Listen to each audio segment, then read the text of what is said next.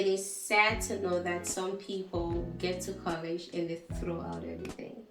You know, like you can't believe that some people grew up like in really decent homes and they just couldn't wait to go to college and just Okay, I think I bad have a counter influence. argument for that Maybe too. bad influence. It's not just the bad influence. I feel like when parents are overly protective, like I get it. Like African parents, especially, are like overly protective. When you try to cage a child, once they get can't wait up, to break free. right? It's like I just want to leave. Like I don't want to be here. Right. So once they get out there, it's like they want to try everything. Like, oh my god, I've never done this. I want to do this. Right. Hi guys, welcome to Unauthentic and Actually Authentic. Authentic. An Indian woman. Hi guys. Hi everybody. Today's episode is pretty different.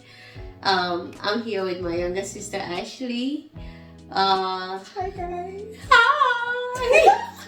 Having a college student here, I just felt like we need to have a conversation because like a lot is going on with them that they don't even get to talk about. That's true. Some parents don't even know what's going on out there with their children.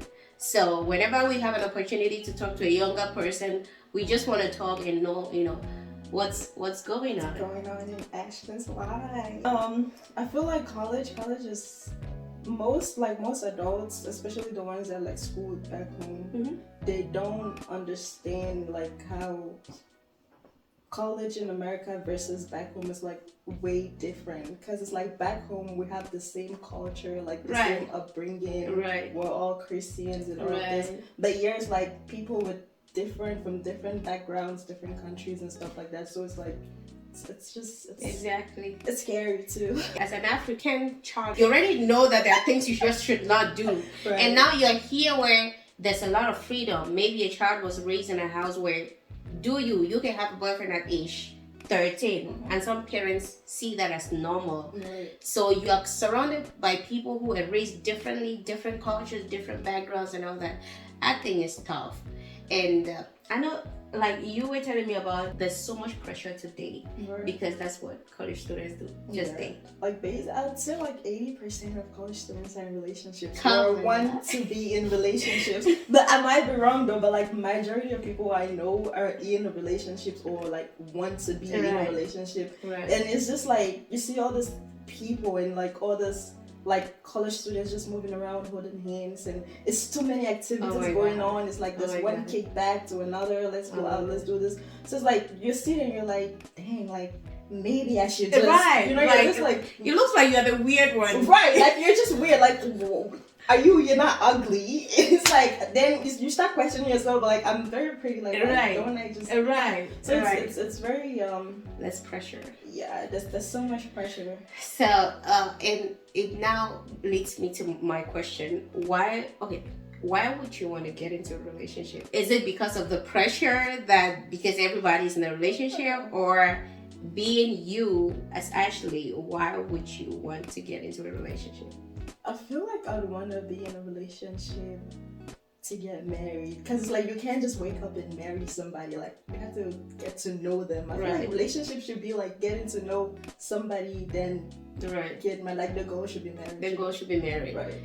Which is perfect. I think I love that answer, because the way people get into relationships in college, it doesn't look like they have marriage in mind. Like marriage is not even a thing. It's like I feel like it's more of like in the moment kind of thing. Exactly. They just go with the flow. And when you go with the flow, it's so dangerous, because if you have a goal, you make decisions according to that goal. Right. For you said the goal is let this relationship lead to marriage. So you are saying yes to a guy because you have seen some qualities in him that you think, okay, I think I like this. I think I want a man who will treat me this way. I think I want a man who has the same values with me. Like you have this checklist that you are analyzing before saying yes to a guy. You're not just going with, oh, he has the looks. Okay, I'm all in. Because like looks are, we're not gonna say they're not important, but that is not what you hold as a relationship, right? But I just feel like college students just look at a guy who is cute. I'm like, ooh, he's cute. Technically, it's like you don't want to date somebody that's ugly. Not everybody's beautiful in their own way. Right. But it's just like you need to have the looks. It's a plot. Those in college focus so much on the looks, right? And maybe what the person can offer, because in college also comes some financial responsibilities and difficulties, and so they put priority on something that is, I think, is very temporal. Yeah, you don't have money at that time, but you're not always going to be in college. Right.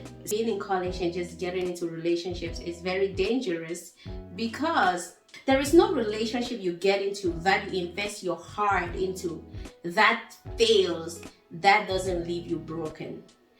Like, there is something that dies inside of you each time you leave a relationship that did not work. Right. Your emotions are hurt. Your soul is broken. You start dealing with trust issues. There are so many baggages that you come out of that relationship with that stay with you. The relationship didn't work, but it took something out of you. And the more people keep getting into, these relationships that are not working, there is something inside of you that keeps dying. By the time they have, dealt with a couple relationships, they even meet the right person, they are not able to keep that person. That's true. Because they are broken. Because a lot of insecurity has set in. Before you got into those relationships, you were not that insecure. Maybe the guy left you for another girl and you feel like, ooh, okay, maybe I'm not that beautiful. You start comparing yourself. Just getting into relationships for the fun of it is very dangerous. Yeah, and I also feel like it's not just about like the trust issues and all. It's too many dangers. So many, yeah. We just cannot even list everything, but we're just talking about the most basic one that we see reoccurring, right? There are so many baggages that you're gonna be left with, and that will negatively affect the next relationship you're getting into. And I think there is this lies that is so popular. It's the lie from the pit of hell. They tell you that a man who is yours will stay. If it's yours, it's gonna come back. It's gonna come back. They keep telling you that it wasn't meant to be, that's why it didn't work out. But there are people who were meant to be in your life, but because you are so broken, because you push them away, you were not able to see the value in them. You push them away. I know of a girl who it ended up not working, but the guy was a potential suitor. He loved the girl, but the girl was dealing with a lot of trust issues. The guy would give her his phone. The girl had access to the phone. The guy would tell him, like, what do you want me to do for you to just trust me that if I go to work, I'm actually working, I'm not talking to another girl? What will make you trust me that if I am having a phone call, it is not me talk? Like, she's suspecting everything. The guy said, I swear with my life. The guy can be driving, pull the car to the side and said, I will swear by the stone. Like, he can literally pick a stone and then say, I swear by this stone, I'm not. Like, the guy was so frustrated and it ended up not working, but he was such a good person. The girl loved him. She loved him. The guy loved her as well. And I just feel like the guy even loved her more. But it just couldn't work because she suspected everything. And one day, a counselor asked the girl, if you cannot trust this guy even for a second, what makes you think you will trust him after you say yes to him, like in the marriage? Like, you're setting this marriage up for failure because no marriage works without trust. So all this is to say that she wasn't like that from the onset. It is her history, the past with other men that might have maybe cheated, maybe, lived all these double lives. And now all this baggage she's left to deal with, and it's even destroying the potential relationships that were meant to last. Exactly. So that's the point. Why are you getting into these relationships? What's the goal?